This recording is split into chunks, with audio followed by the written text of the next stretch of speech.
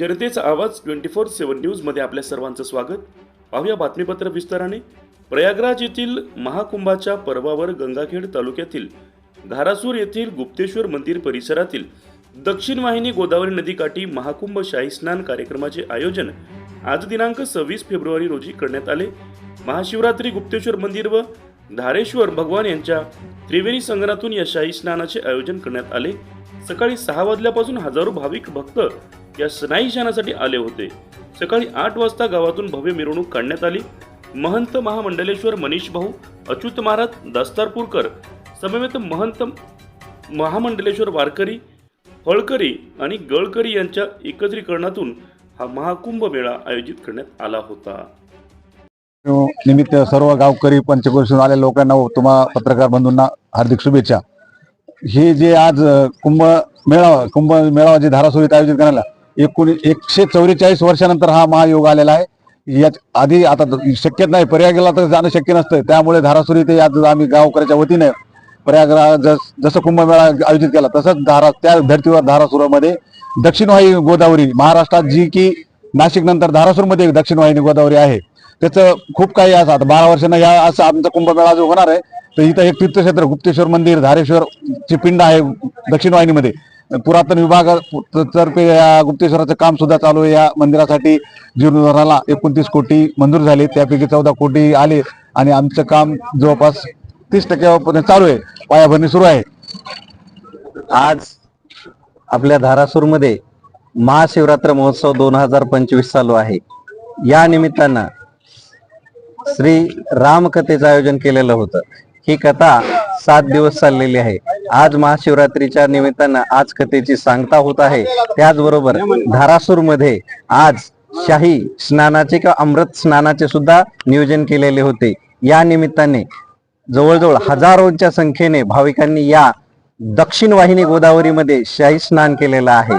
तरी याच पद्धतीनं दरवर्षीप्रमाणे हा महाशिवरात्र महोत्सव होत असतो. यामुळे आज धारासूरवासी आणि पंचक्रोशीतील भाविक भक्तांना खूपच आनंद झालेला आहे.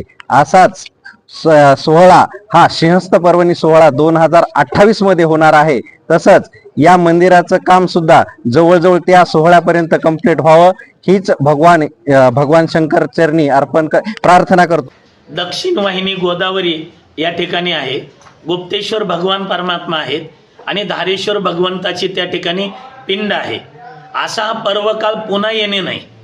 एक तर महाशिवरात्र आणि महाशिवरात्रीच्या पर्वकाळात कुंभ आलेला आहे आणि तो कुंभ काही दरवर्षी येत नसतो. कुंभ फक्त 12 वर्षातून एकदा येतो आणि तो त्रिवेणी संगमावर येतो. प्रयाग म्हणजे त्रिवेणी संगम आहे. तर त्या ठिकाणी जसा त्रिवेणी संगम आहे तसा इथंही त्रिवेणी संगम आहे. महाशिवरात्र, गुप्तेश्वर भगवान, धारेश्वर भगवान आणि पुन्हा यावर्षी कुंभाची सांगता सध्याच्याला होते या 2 दिवसामध्ये. म्हणून माझी परिसरातील सर्व भाविकांना विनंती आहे की आपण जाऊ, उद्या जाऊ, परवा असं करू नका. कारण हा पर्वकाळ पुन्हा नसतो. म्हणून हजारोच्या संख्येने भाविक सध्या इथं स्नान करत आहेत. आपण सुद्धा यावं. पाप, उपपाप, महापाप आपल्याकडून चुकून प्रत्येकाकडून होतच असतात. त्या पापातून जर आपल्याला निवृत्त व्हायचं असेल तर सर्वात मोठी संधी म्हणजे महाशिवरात्रीच्या पर्वकाळावर या ठिकाणी येऊन स्नान. 144 वर्षानंतर येणारा जो कुंभमेळ्याचा उत्सव आहे तो प्रयागराज क्षेत्रामध्ये साजरा होत आहे. अशा या प्रयागराज क्षेत्रात साजरा होणाऱ्या कुंभक्षेत्राच्या कुंभमेळ्याच्या निमित्ताने धारासूरवासियांनी इथं सुद्धा स्नानाचा हा सुयोग घडून आणला आणि आज बऱ्याचशा हजारो भाविकांनी आज इथं स्नान केलेलं आहे आणि सर्वांनी या पुण्याचा वाटा घेतलेला आहे.